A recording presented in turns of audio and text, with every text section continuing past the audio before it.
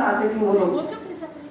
इसका एक बढ़िया उदाहरण रानी कर्मावती का है जो चित्तौड़ की थी। बहादुर शाह जफर ने जब उन पर आक्रमण कर दिया तो इन्होंने हुमायूं को राखी बांधी थी और आए भी थे, बट वो थोड़ा लेट हो गए थे तो उन्हें जौहर करना पड़ा, है ना, ये आपको पता है। इसके बाद जब सिकंदर ने अपने देश पर या पाकिस्तान अफगानिस्तान से हर जगह युद्ध करके आया, अपने देश को जब उसने जीतने की कोशिश की तो राजा पुरु उस समय अपने देश के राजा थे, बहुत बलशाली सम्राट थे।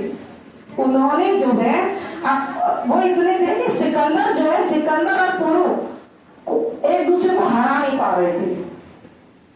तो इसके लिए जब वो सिकंदर की प्रेमिका थी इटली की एक बेटी, उसने कहा कि ये तो मेरे पति को मार देगा, और वास्तव में हुआ भी, मौका आया था। तो वो उसे पता चला यहाँ पे आके कि इस भारत में रक्षाबंधन नाम का एक त्योहार मनाया जाता है, उसका बड़ा महत्व है। यहाँ ये लोग अगर रक्षाबंधन पर अपनी बहन को जो वचन दे देते हैं वो निभाते अवश्य हैं। तो वो जो बेटी थी इटली की प्रेमिका उसकी सिकंदर की, वो चुपचाप वहां से निकलकर राजा पुरु के यहाँ आई और बोली मैं आपको अपना धर्म का भाई बनाना चाहती हूँ और मैं चाहती हूँ कि आप मेरे सुहाग की रक्षा कीजिए। राजा पुरु को तब तक नहीं मालूम था कि ये किसकी पत्नी है या प्रेमिका है।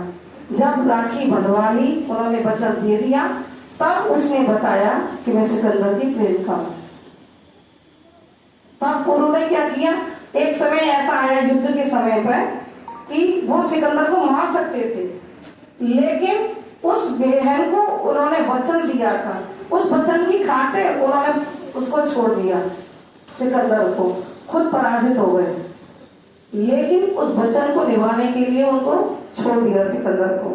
तब वो इटली की जो बहन जो थी बहुत दुखी हुई, बोले मैं अपने पति से नहीं कुछ कह सकती, उससे तो मैं जाकर बोलना है।